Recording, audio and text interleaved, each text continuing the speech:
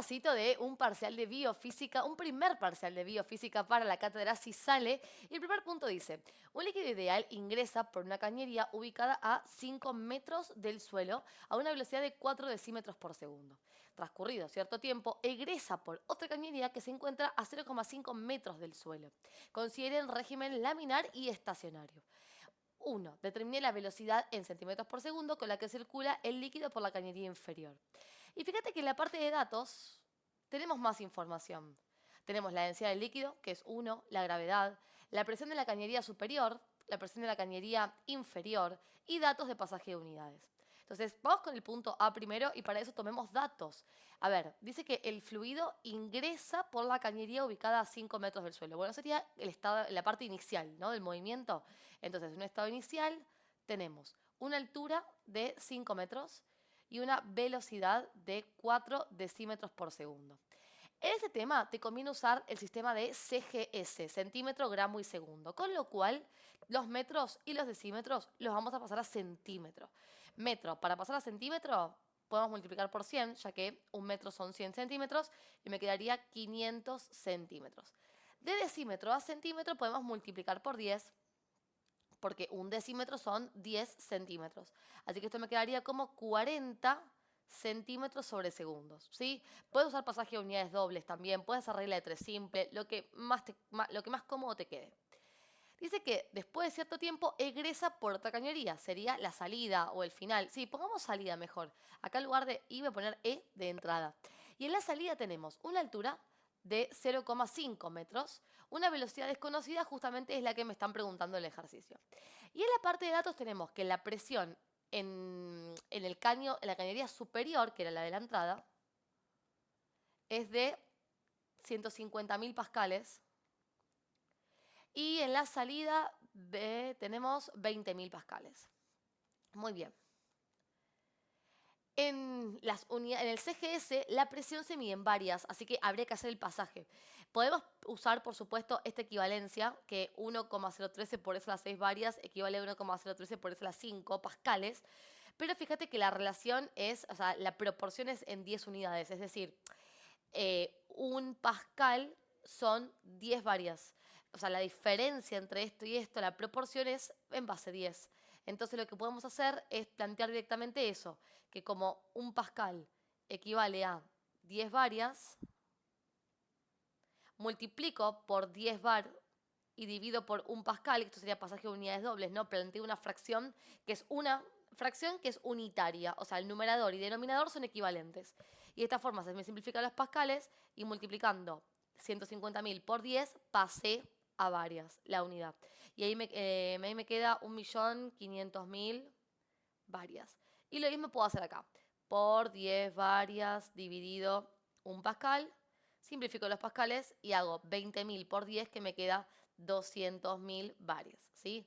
Se puede hacer en pascales, por supuesto, pero en este caso tenemos que usar el MKS, pasar todo a metro. Esa sería la otra opción. Y fíjate que tenemos una altura de salida que está en metros, así que la vamos a multiplicar por 100 también para pasarla a centímetros, serían 50 centímetros. Bueno, lo primero que quiero conocer es la velocidad con la que sale el líquido por la cañería inferior, o sea, la velocidad de salida. ¿Qué puedo plantear dado que tengo toda esta información? Bueno, estamos en fluidos ideales, no tenemos tanta variedad de fórmulas. Tenemos las fórmulas de continuidad, o sea, caudal de entrada igual a caudal de salida, que involucra a velocidad y superficie, cosa que acá no tengo. No tengo el diámetro del caño de entrada y de salida como para usar la fórmula de continuidad. O podemos usar Bernoulli, ¿no? Que en este caso, como aparecen las presiones, creo que yo me tiraría más para ese lado. Así que planteemos la fórmula de Bernoulli, que tenemos presión de entrada más un medio por densidad por velocidad de entrada al cuadrado, más densidad por gravedad por altura de entrada, igual a presión de salida, más un medio por densidad por velocidad de la salida al cuadrado, más densidad por gravedad por altura a la salida. Si yo reemplazo todo, vas a ver que lo único que te queda sin reemplazar es velocidad de la salida. Porque el resto lo tenemos. Presión de entrada, 1.500.000 bares. Más un medio por, la densidad era 1 gramo sobre centímetro cúbico y lo voy a dejar en esas unidades. Y la velocidad de entrada, 40 centímetros sobre segundo al cuadrado. De vuelta densidad, o sea, de vuelta 1. Y acá ojo, porque la gravedad me la dan siempre acá arriba, mira. en el enunciado. 9,8 metros sobre segundo cuadrado. Tiene que estar en centímetros. Si yo 9,8 lo multiplico por 100, me queda 980 centímetros sobre segundo cuadrado. Así que la gravedad la usamos en centímetros en este tema. Y la altura de entrada, 500 centímetros.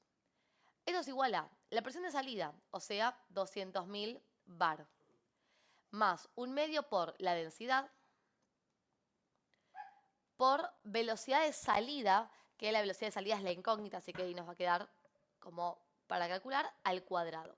Más la densidad, o sea, 1 gramo sobre centímetro cúbico nuevamente, por la gravedad, que es 980 centímetros sobre segundo al cuadrado, por la altura a la salida, que es 50 centímetros.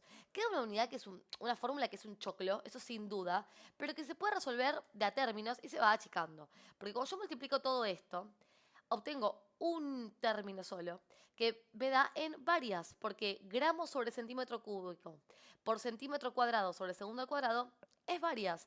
Así que vamos a hacer las multiplicaciones. A ver, acá me quedó 1.500.000. Acostumbrémonos a valores grandes en la expresión en esta unidad. Ahora hago 1/2 por 1 por 40 al cuadrado y esto me da 800 varias. Más hacemos 1 por 980 por 500 y esto me da 490.000 también varias. Igual a 200.000, que en breve lo voy a pasar restando para agruparlo. Más, acá puedo hacer 1/2 por 1, esto es la información que tengo en este término como para resolver, así que diría que es 0,5 gramos sobre centímetro cúbico por velocidad de salida al cuadrado. Más, y ahora tengo 1 por 980 por 50, que me da 49.000. También varias. Y ahora agrupemos todo lo que tiene la misma unidad del mismo lado. Voy a pasar todas las presiones que obtuve del lado izquierdo. Entonces, estas las voy a sumar directamente. Sería, a ver, 1.500.000 más 800 más 490.000. Y ya que estamos, mira, voy a pasar este restando, así que le resto 200.000. Y también le resto 49.000. Y ya que estamos, hacemos todo de una, esos dos que pasé los calculo y la respuesta que me quedaría a la izquierda sería 1.741.800 varias. Hacemos directo. Y otro lado me queda 0,5 gramos sobre centímetro cúbico por velocidad de salida al cuadrado.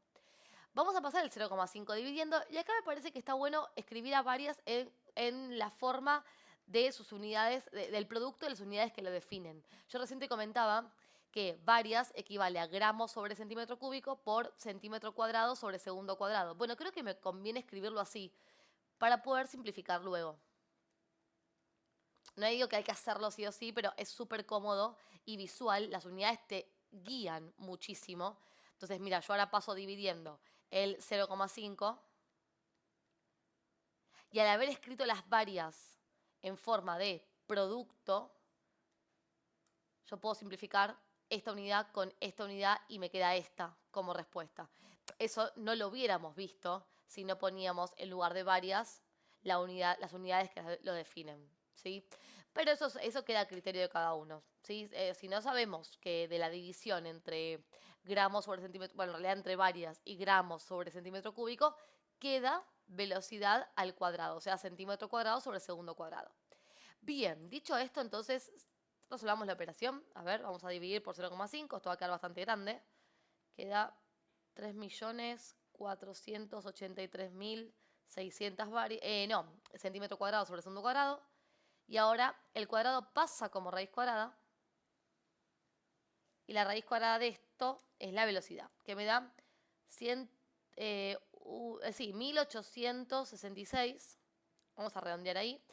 Y como la raíz afecta al número y a la unidad, esto me quedaría como centímetros sobre segundo porque los cuadrados de la unidad se simplifican con la raíz. Y ahí tenemos la velocidad en centímetros, que el metro sería 18,6 metros por segundo. Lo digo porque quizás uno ve 1866 y dice, ¿cómo tanta velocidad? Bueno, sí, puede ser, porque el metro sería 18,6 metros por segundo y ahí ya como que tiene un poco más de lógica, ¿no? Muy bien, ahí tenemos entonces la respuesta del punto A. Ahora dice, sabiendo que el diámetro de la cañería superior es de 50 milímetros, Calcule el caudal que circula por la misma en centímetro cúbico sobre minuto. Bueno, tenemos entonces el dato del diámetro de la cañería superior. El diámetro nos va a permitir calcular la superficie. Dice 50 milímetros. Bien. Lo vamos a pasar a centímetros como todo lo que venimos haciendo hasta acá, así que vamos a dividir por 10, me queda 5 centímetros. ¿Por qué divido por 10? Porque un centímetro son 10 milímetros, entonces dividimos para pasar a centímetros. Bien, sacamos superficie con esto. Superficie puede ser pi por radio al cuadrado, calculado de esta forma, es la ecuación más común, que es la ecuación de la superficie de una circunferencia, no de un círculo, en realidad. Si tenemos el diámetro, recordemos que radio es el diámetro dividido por 2. Así que lo que podemos hacer directamente es calcular el radio, ¿sí? Haciendo diámetro dividido por 2, que sería 2,5 centímetros, y reemplazamos en superficie con el radio. Hay otro camino porque hay otra fórmula que se deriva de esta, reemplazando diámetro en el lugar de radio, termina quedando superficie igual a pi por diámetro al cuadrado sobre 4. Pero es esta fórmula y esta fórmula son la misma. Así que usá en realidad la que más te acuerdes, la que más cómodo te quede. Así que ahora hacemos pi por 2,5 al cuadrado y esto me queda 19,63 centímetros cuadrados. Acá muchas veces me preguntan, che, Maca, pero no me quedan los mismos decimales. Ojo, porque yo pi en la calculadora lo pongo como shift exponencial, que es donde yo tengo el pi en la calculadora, y no uso 3,14. Con lo cual, la calculadora me toma muchos más decimales de pi que 14, ¿sí?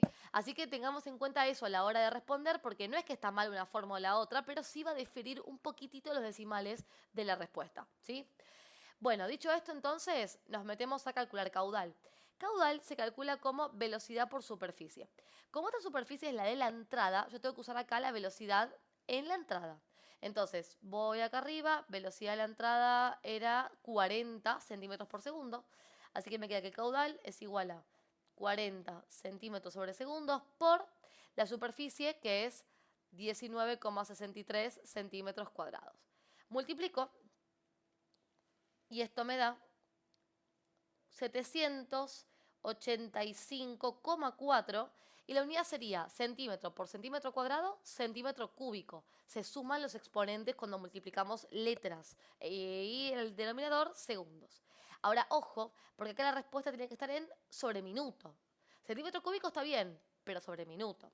Como la unidad que tengo que pasar está en el denominador, porque yo tengo que pasar esto a centímetro cúbico sobre minuto, lo que tengo que pensar es en que no puedo hacer regla de 3, porque como está en el denominador sería una regla de 3 inversa.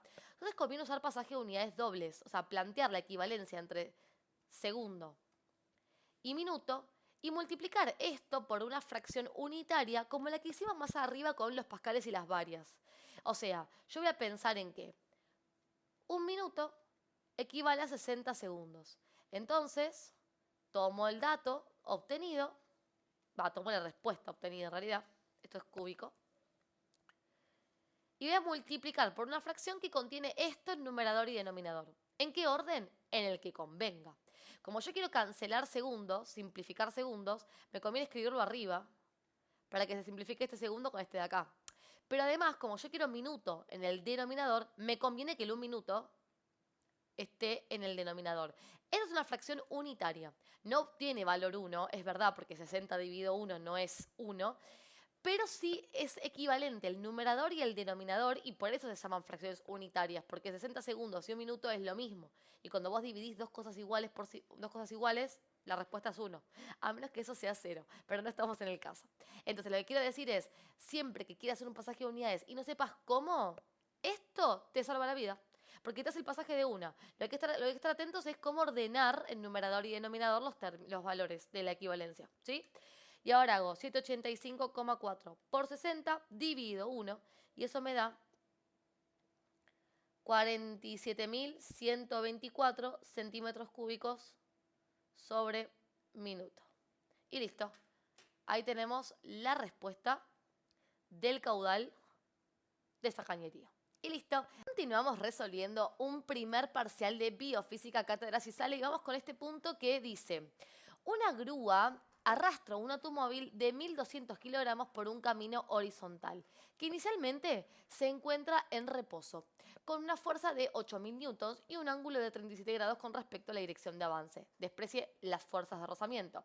Y nos pide que realicemos un diagrama de cuerpo libre del auto, considerando todas las fuerzas que actúan sobre él, el módulo de la componente vertical de la fuerza ejercida sobre el auto, el valor de la aceleración adquirida por el auto, determine la posición del auto después de 7 segundos y el trabajo que debe realizar para desplazar el auto 200 metros. Bueno, súper completo este ejercicio, así que arranquemos a tomar los datos. Tenemos, a ver, la masa que es de 1.200 kilogramos. Inicialmente se encuentra en reposo, así que la velocidad inicial es 0. Y se le aplica una fuerza de 8.000 newtons que forma un ángulo de 37 grados con el eje horizontal. ¿Sí? Con la dirección del avance, que es el eje horizontal. Bien, vamos a hacer entonces el diagrama de cuerpo libre y ahí me aclara algo muy importante que es desprecio rozamiento. Rozamiento no va a tener. Bueno, a ver, tenemos que asumir que la inclinación de la fuerza va hacia arriba o hacia abajo según lo que analicemos, porque en este caso no me aclara si el ángulo que forma con la horizontal es positivo o negativo. Así que yo esa fuerza de empuje la voy a graficar de esta forma. No la grafico sobre el eje porque sé que está inclinada 37 grados respecto de él, pero puedo graficarlo también para abajo y es igualmente válido, ¿sí? Bien, de esta forma lo que tengo que hacer para hacer el diagrama de cuerpo libre es disociar esta fuerza en su componente en X, que va a estar sobre el eje X, y su componente en Y, la componente vertical, que estará sobre el eje Y. También tenemos la fuerza peso, que esa la tenemos siempre y es vertical hacia abajo. Y la fuerza normal, que es contraria al eje del movimiento, es perpendicular al eje del movimiento, o sea que es vertical hacia arriba. Sí, nos queda encima con la fuerza ni. Como no hay rozamiento, no lo vamos a agregar y estas son todas las fuerzas involucradas sobre el cuerpo. El punto A ahí está terminado. Ahora pide el módulo de la componente vertical de la fuerza ejercida sobre el auto. La fuerza en I se calcula como el módulo de la fuerza multiplicado por el seno del ángulo de inclinación de la fuerza respecto al eje X.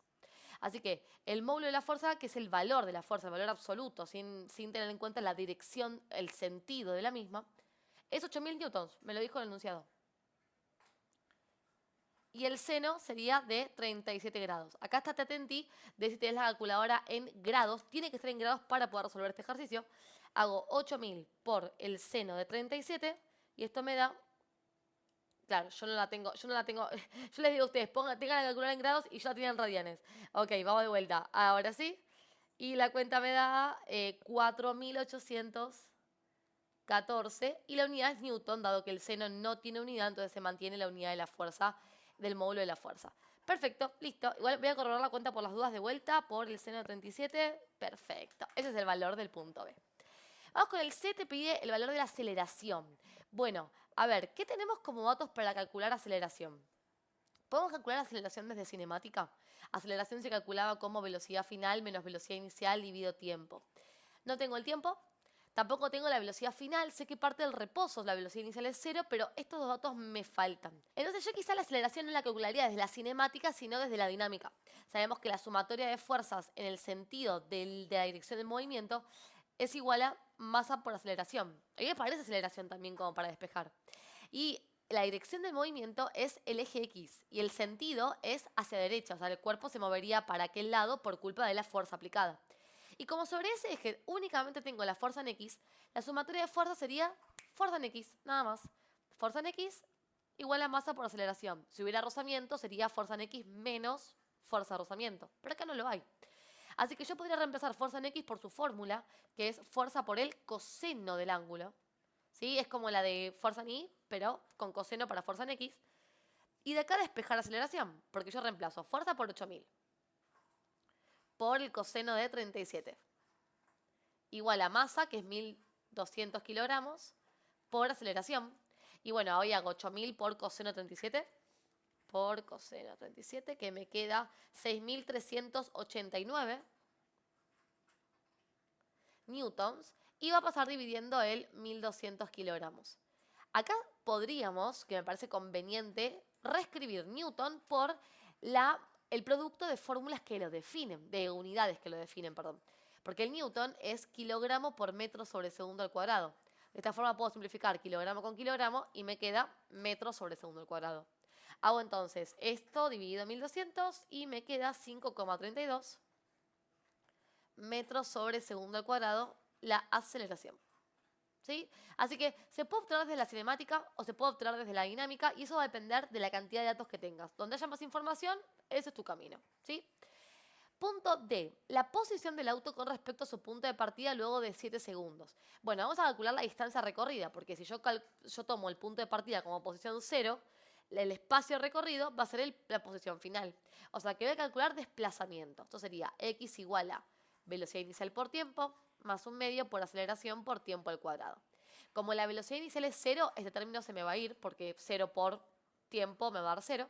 Así que reemplazo un medio por la aceleración con 5,32 metros sobre segundo al cuadrado y en tiempo vamos a poner 7 segundos, que es lo que el enunciado me indica, al cuadrado.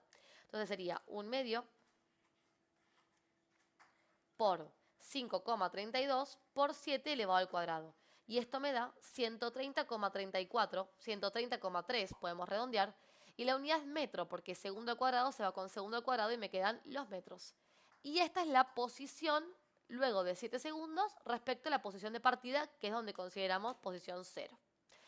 Y finalmente me pregunta el trabajo que debe realizar la fuerza, entiendo, para poder desplazar el auto 200 metros. Bueno, el trabajo de una fuerza se calcula como el módulo de la fuerza por la distancia recorrida por el coseno del ángulo que la fuerza forma con el eje del movimiento, que sabemos que es 37 para esta fuerza. Así que vamos a reemplazar la fuerza por 8.000 newtons. La distancia por la distancia recorrida, que es 200 metros, me indica el punto de E, por el coseno del ángulo, o sea, por el coseno de 37 grados. Recordemos que cada fuerza tiene su propio ángulo. Estoy sacando la fuerza que hace solamente la fuerza aplicada, el trabajo, perdón, que hace la fuerza aplicada únicamente y no el resto de las fuerzas, o sea, normal y peso, porque la normal y el peso forman un ángulo de 90 grados cada una con el eje del movimiento. Y como coseno de 90 es 0, el trabajo de la normal y el trabajo del peso van a ser 0. Así que solamente calculo el trabajo de la fuerza que efectivamente genera un trabajo sobre el cuerpo, que vendría a ser en este caso la fuerza aplicada. Entonces hago esta multiplicación y esto me da bastante grande, 1.277.817, redondeando, y la unidad es newton por metro, o sea, joules. Y listo, ahí terminó este ejercicio de dinámica y energía. Y vamos con el cuarto punto de este examen que dice: un osmómetro contiene una solución acuosa de cloruro de sodio 4 milimolar completamente disociado. El mismo es sumergido y enrasado a cero con el nivel del líquido en un vaso de precipitados que contiene otra solución acuosa, pero de glucosa más diluida. Sabiendo que ambas soluciones se encuentran separadas por una membrana semipermeable pura y a la misma temperatura de 22 grados centígrados y que la altura del líquido del osmómetro alcanzada en el equilibrio fue de 30 centímetros, me costó eso, dice A, determina la diferencia de presión osmótica entre las soluciones. Bueno, arranquemos con eso primero, después leímos el resto. A ver, ¿qué tenemos acá? Osmómetro. Tenemos una solución de glucosa diluida y un osmómetro, y dentro del osmómetro hay una solución de cloruro de sodio que tiene una cierta concentración dada. A ver, acá adentro tenemos cloruro de sodio que alcanza solución de cloruro de sodio que alcanza una altura de 30 centímetros. Y tenemos también una concentración 4 milimolar de cloruro de sodio que está totalmente disociado. Eso quiere decir que G, coeficiente osmótico, es 1.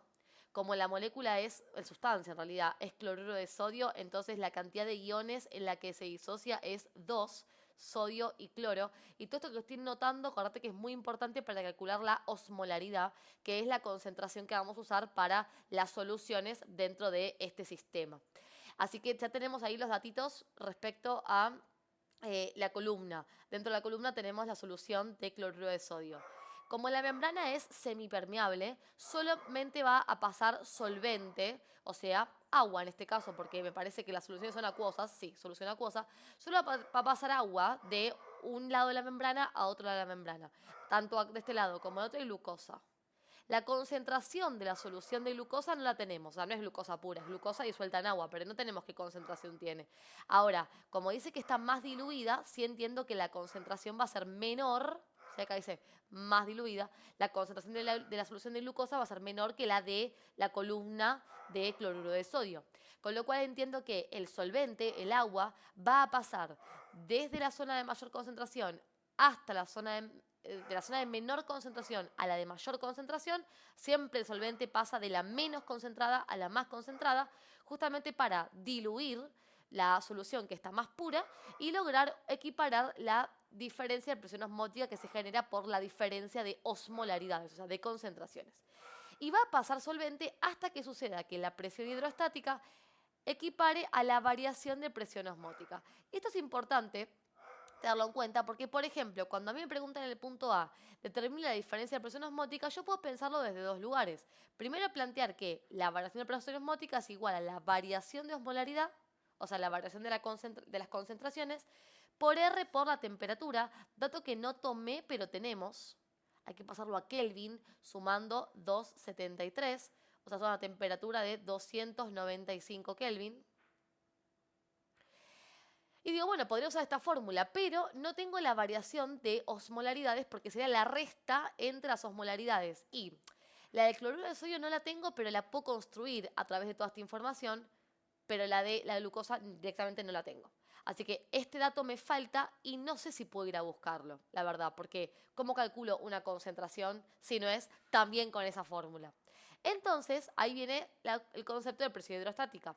Como sabemos que tiene que equivaler la variación de presión osmótica a la presión hidrostática dentro de la columna, entonces digo, bueno, esto es igual a la densidad del líquido dentro de la columna, que sería la densidad de la solución. Aquí dice que la densidad de ambas soluciones es 1,2, pero bueno, tengamos en cuenta que es la del cloruro de sodio por gravedad por altura. Y la altura sí la tenemos, porque la altura a la que alcanza el líquido dentro del osmómetro es de 30 centímetros.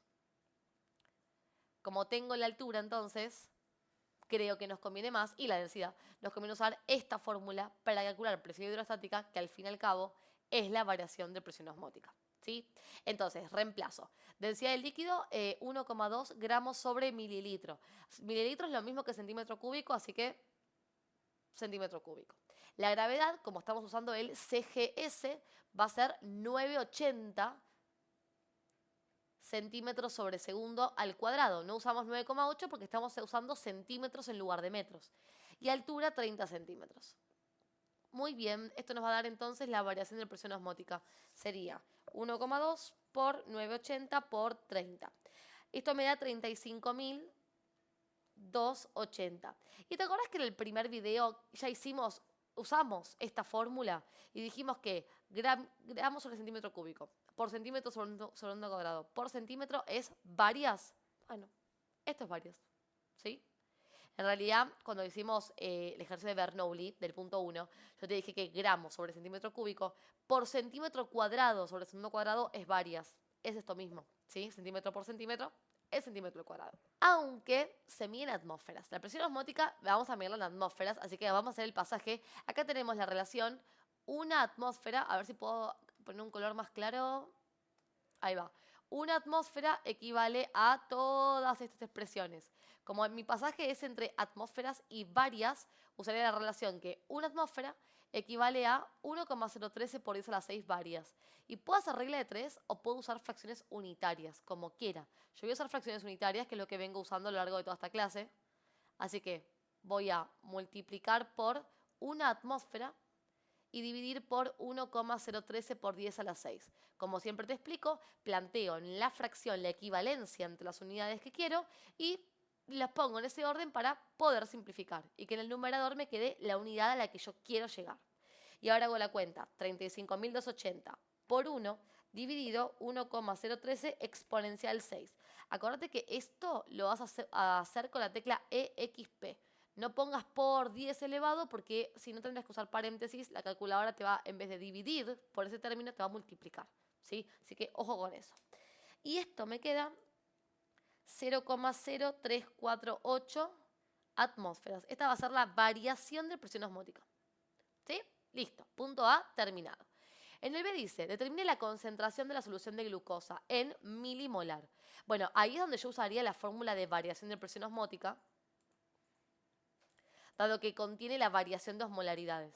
Y la variación de osmolaridad es la osmolaridad de la solución de mayor concentración, o sea, del cloruro de sodio, menos la osmolaridad de la solución de menor concentración, o sea, de glucosa. Y si te estás preguntando cómo me di cuenta de eso, acordate que el enunciado te lo dijo. Te dijo que la solución de glucosa estaba más diluida, o sea, que está menos concentrada. Bien, variación de presión osmótica lo tenemos, 0,0348 atmósferas. La osmolaridad del cloruro de sodio no, algo mencioné por encima tomando los datos, pero no la tenemos, así que la vamos a calcular. Le voy a calcular acá arriba ya que estoy. Porque se calcula con la molaridad. La osmolaridad se puede calcular como la molaridad multiplicado por el coeficiente de Van Hoff. El coeficiente de Van Hoff es la cantidad de iones multiplicado por el coeficiente osmótico. Y B es 2, G es 1, 2 por 1 me queda que I vale 2. La molaridad la tengo pero en milimolar. Yo creo que nos convendría escribirlo en molar. Aunque después la respuesta te la pide en milimolar. Entonces digo, bueno, la puedo dejar así también y que me quede miliosmoles. Hagamos una cosa, hagámoslos en molaridad y siempre respetemos la unidad con la que trabajamos durante todo el proceso de estudio de este ejercicio, de este tema, porque recordá que cada tema tiene sus propias unidades y yo debería estudiármelo de esa forma, más que nada para no estar jugando con la variedad de unidades que existen, ¿no? Digo, bueno, este tema siempre lo hago con estas fórmulas, este tema siempre lo hago con estas otras fórmulas y no es tan libre, digamos, convengamos que los ejercicios están preparados como para trabajar en una unidad específica. Entonces, por ejemplo, sabemos que presión osmótica, en presión osmótica, perdón, se usan atmósferas, se usa osmolaridad, no miliosmolaridad, y bueno, hagamos el pasaje entonces, trabajemos con las unidades que trabajamos siempre, y en todo caso, si después me piden la respuesta en una unidad específica, como en este caso, vuelvo a hacer el pasaje, después de haber obtenido la respuesta, ¿sí? Así que, vamos a pasar el milimolar a molar. Como cualquier pasaje de mili a la unidad elemental, dividiendo por 1000, haces el pasaje, ¿sí? Porque un mol son 1000 milimoles. Entonces, si yo divido por 1000, paso a mol. Sería entonces 4 por 10 a la menos 3, molaridad. Entonces, ahora reemplazo para calcular osmolaridad. Y sería 4 por 10 a la menos 3 molar, que también eso es mol sobre litro, pero vamos a dejar molar, multiplicado por 2, por el coeficiente. O sea que la osmolaridad me quedaría 8 por 10 a la menos 3 y la molaridad se convierte en osmolaridad. ¿Sí? Esto de la conversión, que no te mareé, esto lo expliqué en videos anteriores, así que si querés meterte en la lista de reproducción de este video, podés encontrar más contenido como este. Ten en cuenta que la osmolaridad y la molaridad en realidad son la unidad mol, pero la osmolaridad habla de los iones, de las partículas que se forman cuando moléculas como el cloruro de sodio se disocian en agua, ¿sí? Bueno, entonces tenemos la osmolaridad de la solución más concentrada del cloruro de sodio, la vamos a reemplazar. Tenemos R, porque es la constante de los gases ideales, y tenemos temperatura que nos había quedado en 295 Kelvin. Reemplacemos y despejemos. A ver, tenemos 8 por 10 a la menos 3, lo acabamos de calcular, menos la osmolaridad de la glucosa. Acordate que en esta fórmula no trabajas con molaridad, es osmolaridad. Por R, 0,082 litro por atmósfera sobre Kelvin mol, y en un punto ella es la culpable de que usemos con mayor frecuencia atmósferas en presión osmótica para poder simplificar luego estas. Y por último, temperatura 295 Kelvin. Bien, voy a pasar dividiendo todo esto, así ya hago la operación todo junto. Me queda 0,0348 atmósferas dividido todo eso, que lo podría haber multiplicado antes, por supuesto, y me queda igual a 8 por 10 a la menos 3 osmolaridad menos la osmolaridad de la glucosa.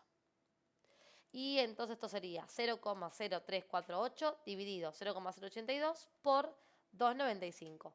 y me queda 1,44 por 10 a la menos 3 y mira, se me va atmósfera con atmósfera, se me van Kelvin con Kelvin y me queda litro dividido mol en el denominador, que es lo mismo que mol sobre litro en el numerador. Se invierte las unidades cuando quedan dividiendo.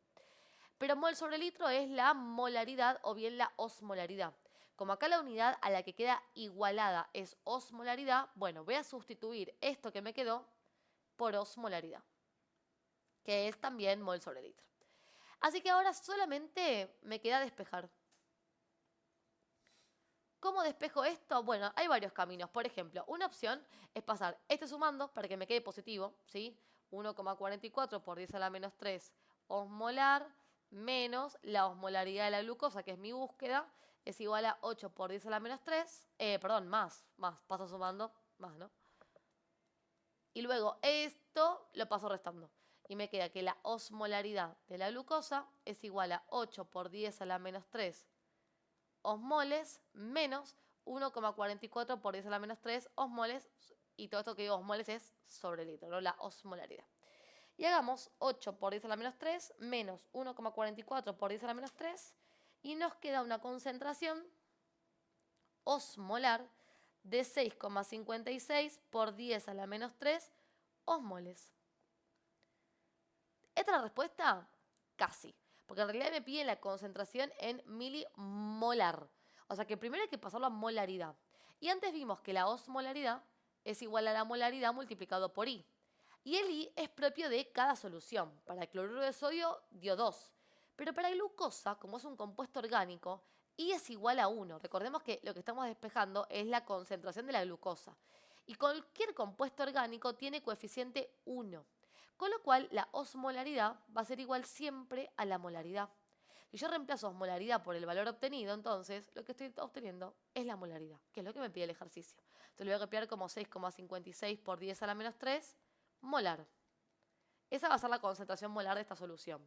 Ahora, si yo lo multiplico por 1000, al revés que hice antes, lo paso a milimolar.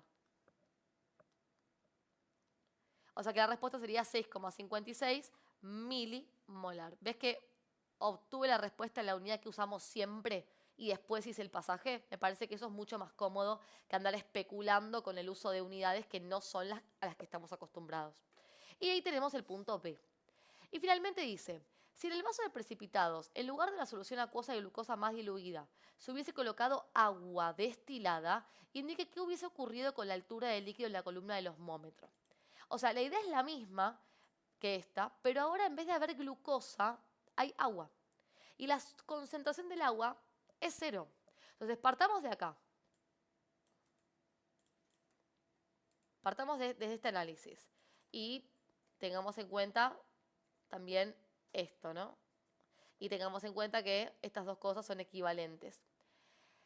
Si enraso el cloruro de sodio, la solución del cloruro de sodio con agua, la variación de osmolaridad va a ser igual a la osmolaridad del cloruro de sodio solo, porque sería la osmolaridad del cloruro de sodio menos 0, que es la osmolaridad del agua pura.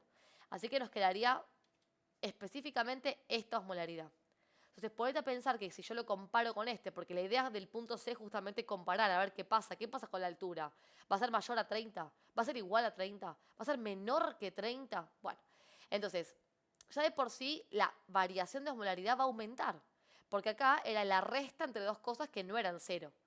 Y en lo que obtengo ahora sería solamente cachito.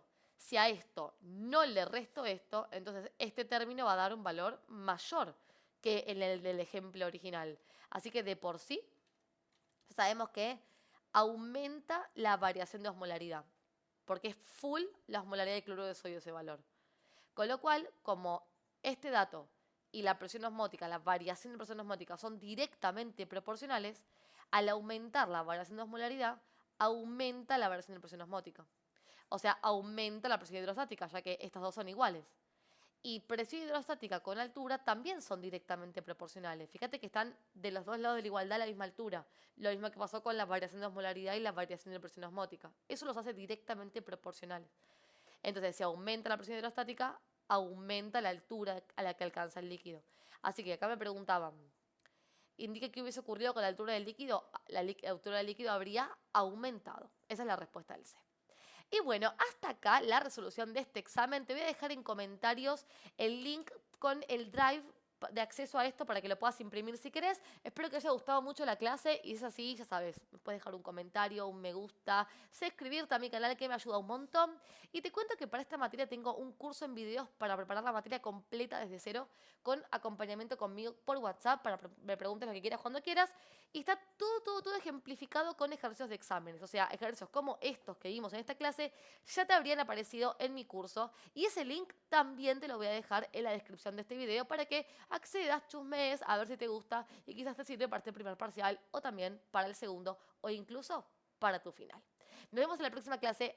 Éxitos. Adiós.